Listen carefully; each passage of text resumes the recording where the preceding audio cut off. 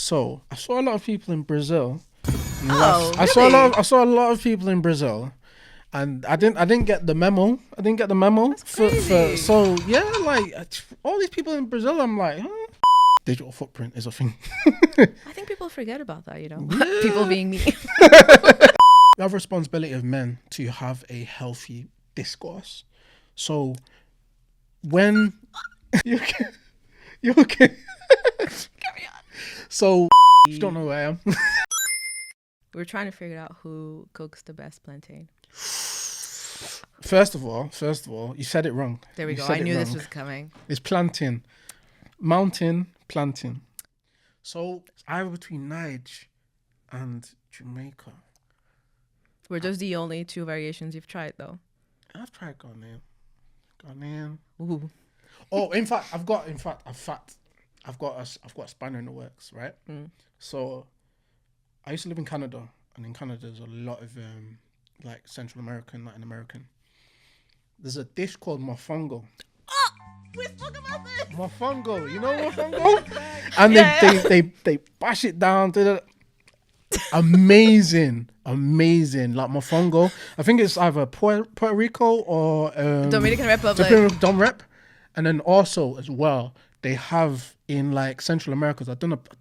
I'm like, you've done better traveling, but in Central America, they have like in like Nicaragua, they have like platanos, but they press it right down into chips, and they're amazing. Put a bit of salt, a bit of lime.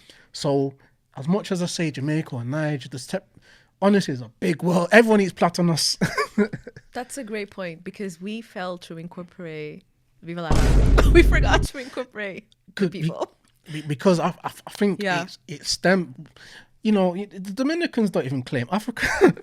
So They really don't. They don't. What's that? There's that comedian. I know. Me no black, me Dominican. Yeah. So why should they claim champion of the plantain? But have you tried? So Dominican, you have Colombia as well. Their versions of plantain are also really good. Yeah. What else do we have? Venezuela as well. Yeah. Shout out to Venezuela. And where else is also really good? Yeah. So I think you should also try those. I'd probably say from what I've had, mofongo's probably number one, because it's like mixed with other things and it's really good. So I'd give that to the Dom Rep. Yeah. Well, this just opened other options to the debate. And on that note, Wassup B? Welcome to another episode of the Pyjamas Club, a podcast where we talk about everything, nothing, all the things in between. This week's guest, let me pull out the... One day, I'll be able to memorize the... You don't know who I am. I've done this for everyone. It's because, like, do you want to have a boring introduction?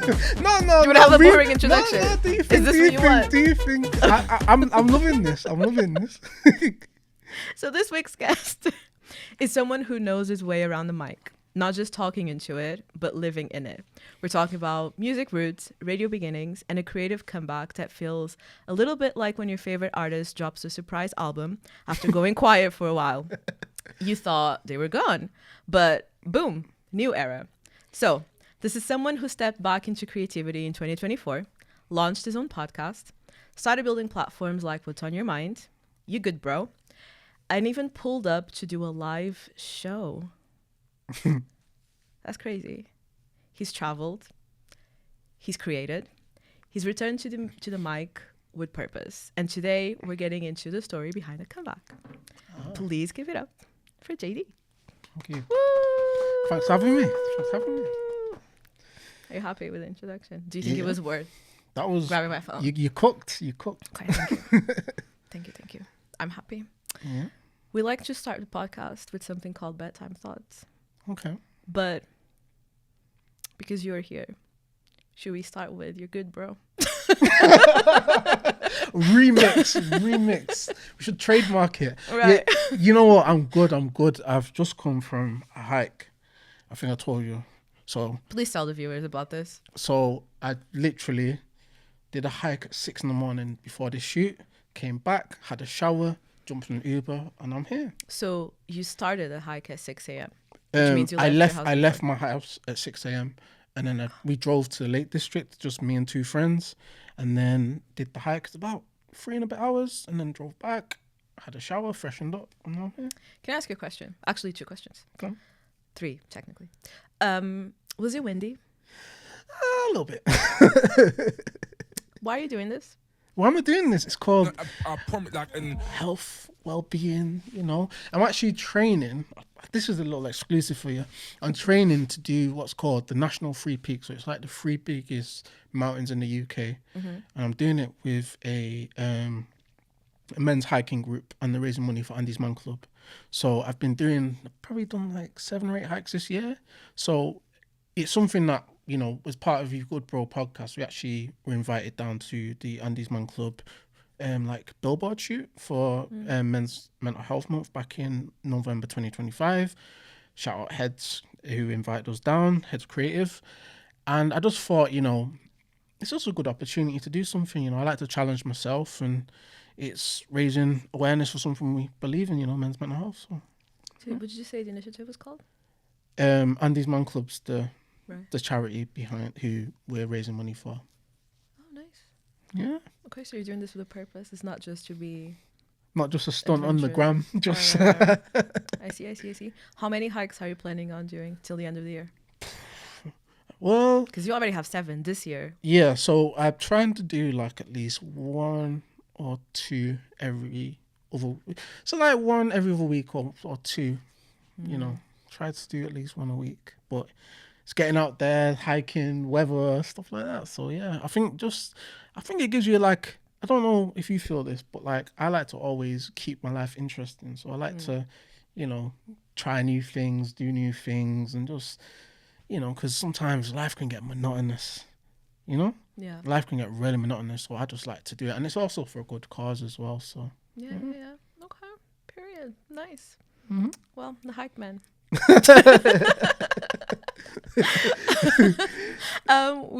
Okay. So yes, we started with You Good Bro, but we actually have to start with bedtime thoughts, which Okay. is essentially a segment where we talk about little things that keep us up at night. What do Okay. you have for us today?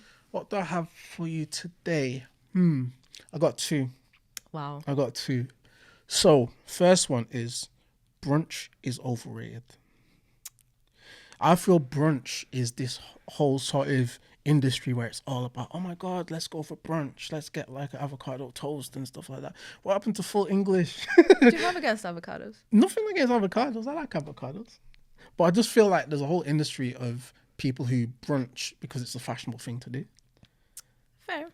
You know, like, you Yeah. know. And I feel like it's a bit overrated. Also, F1's overrated as well. Now hold on. You have me at brunch. I When get you brunch. say, okay, let's unpack this. First of all, brunch. I hear what you mean. Like a lot of the dishes around what people are actually consuming during brunch, it is very overrated. Like people don't cook eggs in like a creative way. It's basically the same things. Yeah. Very basic, average stuff. But breakfast is a very basic, average stuff. So it Yeah. couldn't be anything else. The vibe though that comes from going to brunch, Yeah. that is not overrated. Like I get the food is overrated. Sure, yes, I agree. It's just an overpriced, overrated breakfast essentially. Yeah. But the vibe of going for brunch though, that's fun. Yeah, I guess.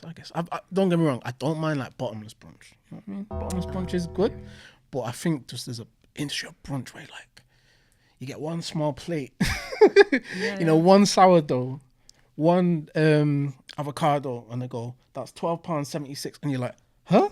Yeah. One slice? I could buy a loaf for that, and I feel that's what it is. It's like, are you doing it for the fashion or are you doing it for the?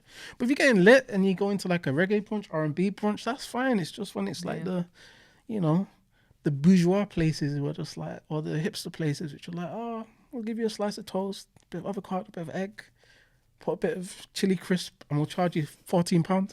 I definitely hear you on the capitalistic trap for sure. It is 100%. Yeah, and I think make breakfast cool again. You know, make breakfast cool. We need to bring back Best of British. Bacon, eggs. Controversial. Joking. Or we need to expand our breakfast palette, you know? What do people know about Okay, shakshuka? You know what shakshuka? Yeah, that's always on. That's oftentimes in brunch menus, though. And then it's like we're talking about Central America, like, you know, like they have a plethora of different things, you know? Mofongo for breakfast kind of slaps. Yeah. And then the With frijoles. Yeah, that would slap. that's what we call ball knowledge.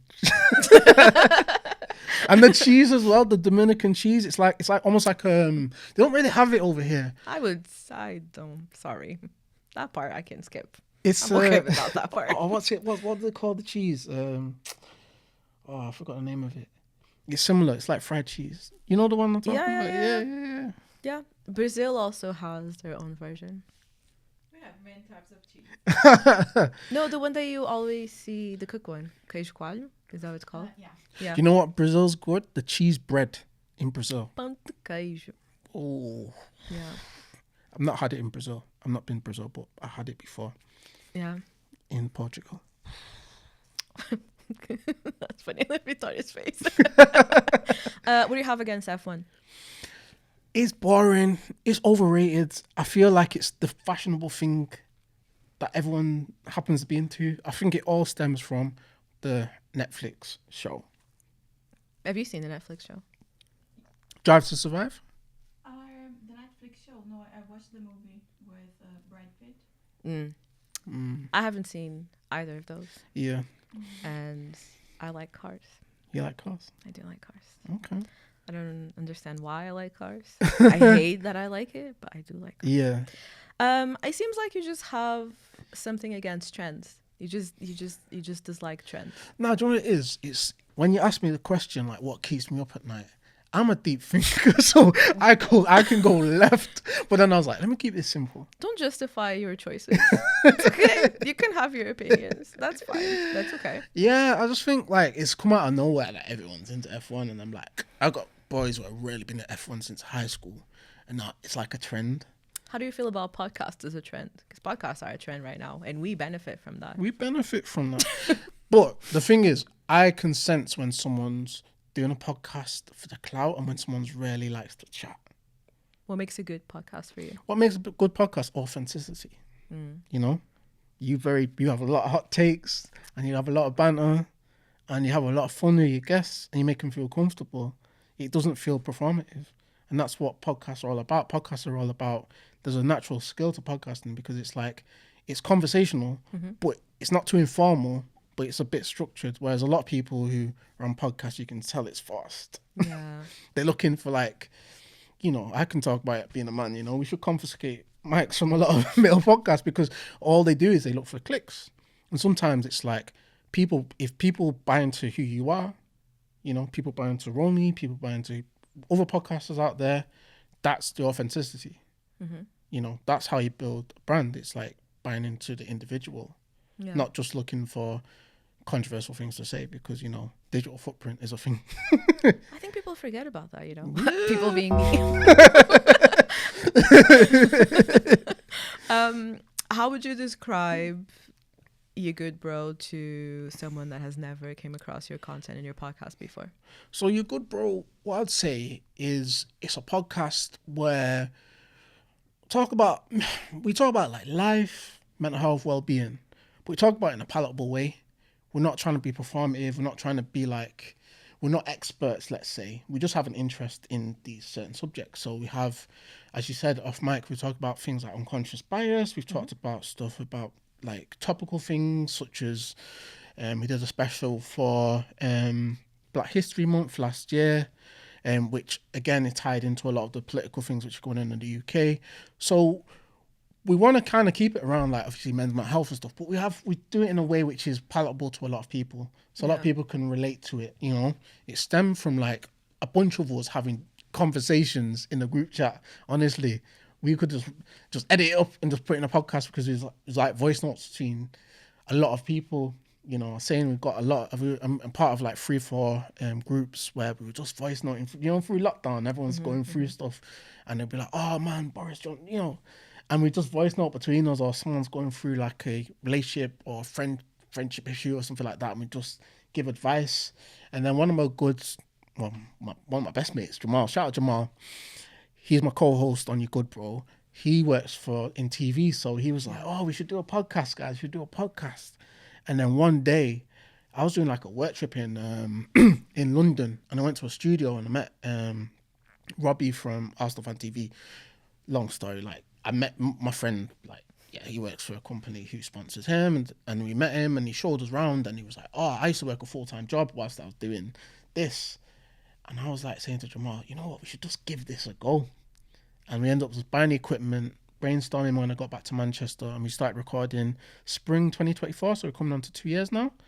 Wow. And we had we launched in, I think we launched in September, October 2024, and we had our first live show in December 2025. So we want to kind of, how can I explain this? We want to kind of have a sort of tangible way to talk about topics which not everyone necessarily will talk about. So, Right.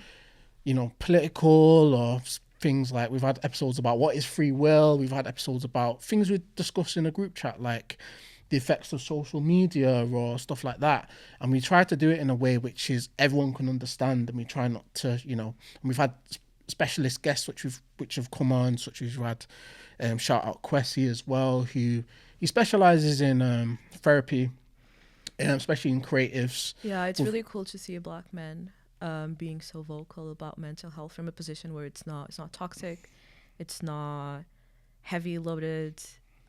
He makes it very light, very accessible, and yeah, because all of these are basically tools, right? Tools to help people improve and just get themselves into a better place. So Yeah. I really like what he does.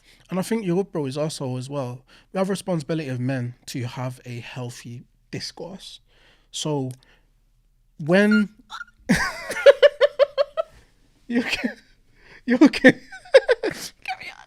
So we will challenge certain things which will go on. So there was that show on Netflix. Do you remember the show about what was it The called? teenager thing. The teenager. What was it called? The teenager thing. I think it's called adolescence or something like that. Adolescence. Yeah. So we had an episode on that, and we were talking about it, and we were just like, we've got to look at it from a perspective of what are men doing wrong in society. So we were like, a lot of what That was men, a long topic. Sorry, carry on. it was a lot of when we did that episode, we looked at it from a fact of a lot of men sort of get excused for things. There's that saying, boys will be boys. So when there's a lot of toxic behavior going on, we sort of challenge that. And we challenge, you know, like anything we do, we try to say, you know, so many male podcasts out there who don't sort of challenge the patriarchy.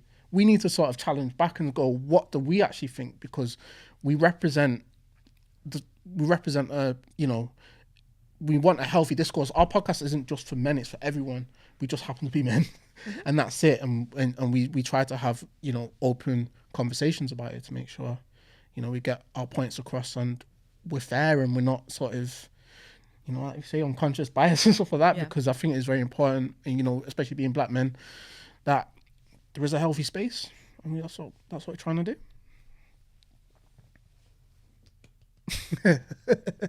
We're trying. No, it is refreshing to hear that, because I don't doubt that there's more podcasts and more people on social media with a similar mindset as you and Jamal. I'm sure there's more people. Mm-hmm. It's just, unfortunately, you know, people that have more negative views, people that create content that is based on clickbait and that is going to have a negative impact, that tends to be louder and always be the face front of all of these things. So it's kind of refreshing to hear someone say that. And that's one of the reasons why I asked you to be on the podcast. Appreciate it. I like what you guys are doing. I like what you stand for. And I think more people, but mainly more men, should engage in conversations at that level with that type of tone. Like, not just talking about something for the sake of doing it, not just because you want to make money out of things, you want to monetize them, but because you recognize that there's something that needs to be improved and you're willing to do the work to find the solution. You know what I mean? Yeah. And I think, like I said, when it stemmed from the group chat, we're just having conversations, we're having a group chat in front of a camera and a microphone. So it doesn't feel performative. It's authentic to what we do. And I think some of the conversations off the back of, I could shout out some of the guys off the back of what we'd have in the group chat. We thought, you know what, I need to turn this podcast. And it happened. It said, it probably went on for like 2-3 years. We're like, let's turn to a podcast, man. And it was just like, now we're 2 years on from our first recording. So yeah, congratulations. That's really cool. And what made you start your own thing with What's on Your Mind? So with What's on Your Mind, that was always something I wanted to do. I always loved street interviews. There's a lot of street interview channels that I inspired by, like Dose of Society. I love is it A View from a Bridge? Have you seen that one? No. A View from I'll have to show you. Wait, is it where they're on the phone? Oh, red phone. yeah. So I'm always inspired by that. And I went through something last year where I've been journaling for a bit, and I kind of went through something last year where it was a bit traumatic. So I got into running, and in one of the races I was running in Barcelona, like I passed out towards the end. I was running a half marathon, passed out towards the end, and it took a lot of my mental toll. Mm-hmm. So I started journaling again, and what I started journaling is I title my journals "What's on Your Mind." Yeah, and that just keeps me in check. So it means like if I had a good day, a positive day, a bad day, it just keeps me in check, and it's like a mental note to where I was at that point in time. It's like a timestamp of where I am and what I do in that day. And I speak to one of my friends. I think I was in London, and then I was journaling, and I see my book. I was like, oh, what's this? What's in your mind? And I was just talking to him, and I was like talking about ideas and stuff like that. And I always wanted to do street interviews, and I think having the confidence of having like a year of podcasting under me, I was just like, you know what, let's give this a go. So they were like, oh, you should do this. And I kept saying, yeah, I'll do it. And then I went to a few networking events, and I was fortunate enough to meet some great videographers and editors who I work with. Shout out G, shout out Natalia, and one of my other videographers I work with, Pyjamas. And it just kind of came together where I was just inspired, and I was just like, you know what, I was at this networking event, and I just ended up DMing one of the videographers, and we brainstormed, and I was just like, this is my idea. What's on your mind? Let's ask the public what's on their mind, because so many people keep so much of what they're saying is what's on their mind. And it kind of helps me as well, because it's like, until recently I was a closed book. And there's a lot which you don't know what people, what's going on in their lives. So, yeah, that's what kind of inspired it. And also, I wanted to keep it open. I wanted to be like, I don't want to be agendaed about a particular subject or a particular mood or a particular thing. So it could be things that someone's overcome. It could be a hot take. Yeah. It could be something as small as like we've done interviews and someone's like, what's on your mind? Or like breakfast. Yeah, you got a wide range of topics for sure. What has been your favorite moment while filming so far? Ooh, there's really one inspiring moment. So we're filming in Liverpool, and why it's inspiring is because it was so heartbreaking, but it's also, it opened the Pandora's box. So I was interviewing a guy, and I was just like, he said, do you want to do this interview? He's like, yeah, sure, I'll do it. I said, what's on your mind? And he goes, I'm taking it day by day, I'm taking it day by day, just taking life day by day. And I was like, oh, this is quite a nonchalant, chill answer. And I was like, oh, what makes you say that? And then he told me, he was in must have been his like late 20s, early 30s, like, my wife passed away. And at this point, we're filming, and I'm just looking I'm just like, what the hell? And he was so chill, and he was like in a place of peace, but it was such a traumatic thing that he went through. It was inspiring to see, like, when you ask one question, it kind of follows up, and it shows like the strength of who he was as a person. And it inspired me to show that, like, no matter what you're going through in life, you can always, as long as you have the mindset and the strength, you can always overcome a lot of things. And it was quite traumatic. Another moment as well, I'd say, is I interviewed a girl called Jess, and she runs her video actually went viral. So she had a corporate job, and she was like, I quit my corporate job to do like a cookie company, and she was telling me about. She was saying like she was overwhelmed with the stress of the corporate job. She got a part time job at a coffee shop, and then the rest of the time she spent investing um in her cookie brand. And what happened was it actually went viral. It was the second What's on Your Mind we released, and it went viral. So you can imagine, I put it on TikTok, put it on Instagram, and I was playing. I think I went to play football or paddle or something, and I opened my phone, and my phone was like 99 plus on TikTok, and I look, and I'm like 100k views in like less than 24 hours, and it inspired so many people because it resonated with so many people. A lot of people are feeling burnt out in the workplace, and she's just gone to follow a dream. And it's like, it just goes to show, like, that's the sort of conversation I have. You like, whether it was the guy I met in Liverpool who unfortunately lost his wife, or someone who sort of inspired people who have gone like, oh, this dream of working in the corporate world and just following your passion. It just inspires a lot of people. So You know what else your content does? It really humanizes people. And we had someone on the podcast before that said that empathy is pretty much dying nowadays. So one thing that like these street interviews do, and you do it very well as well, is just reminding people that we are living in crazy, like, dark times where literally every day you just hear absolutely insane. It seems like every day we're taking steps back. And when you live in an environment like that, it's quite hard to not villainize people that look a certain way, or not have like bigger feelings of bitterness or resentment inside of you. So things like this remind you that two things. First of all, people are like humans, and there's humanity within people, and it makes them relatable as well. And it reminds you also that everyone's going through things. Some things are not serious and traumatic, some things are trivial, but regardless, it makes you relate to them at different levels, and that's pretty cool to see.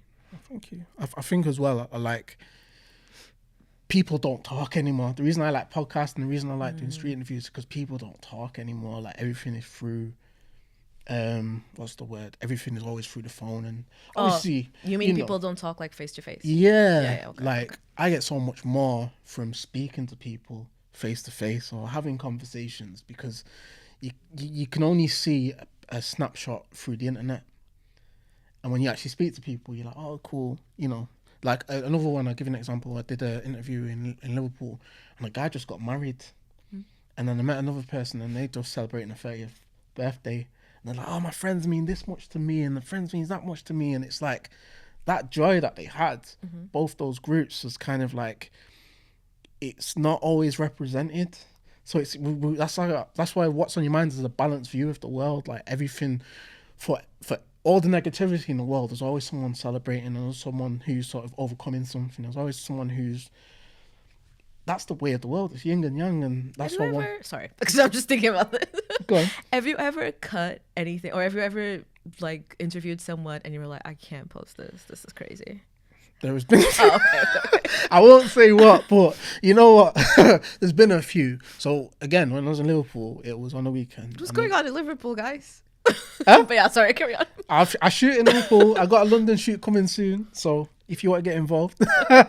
But it was a stag and hen weekend, and there was a lot of people. I'll say what's on my mind. And we're like, that's not coming out. Like when we were a bit intoxicated with the, so I'm like. But what were the topics though? Like, what was it about? I'm just curious. I don't know if it may have been about a partner. Oh. Yeah. Could have gone viral, but digital footprint. True, that's a good point. Yeah. So you got to be careful, especially when people have had a bit to drink, and you just kind of like. Yeah. And also, the mobile shooter there was a guy who was on a stag do in the mobile event, and he was like. He was a what? He was on a stag do.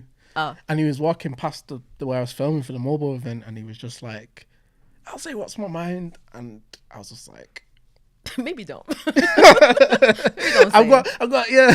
Yeah. So but we want some of that. We don't want to sort of keep it within one thing, but at the same time, there is a sort of responsibility we have. Yeah, for sure.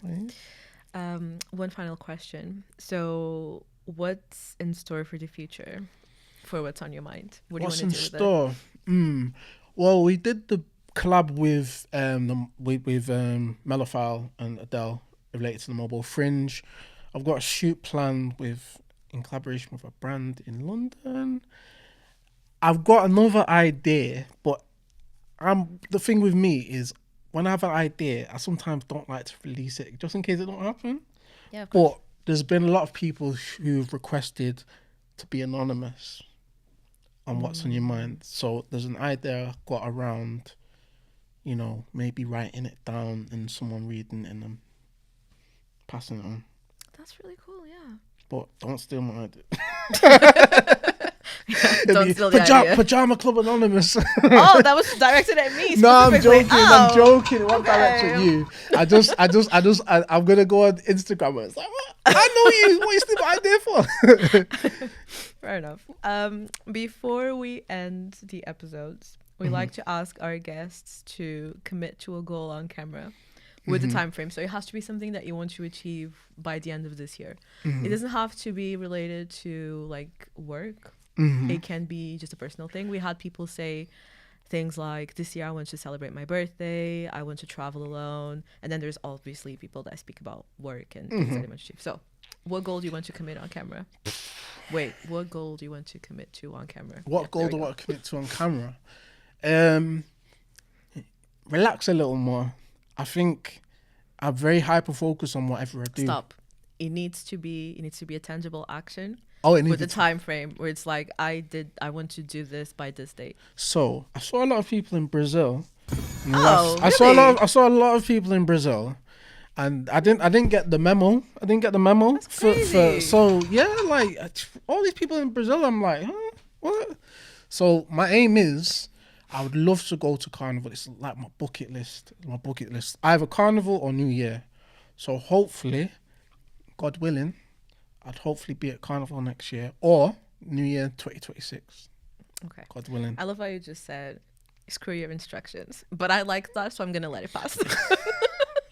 Carnival 2027. 28, because, cost of living. Oh.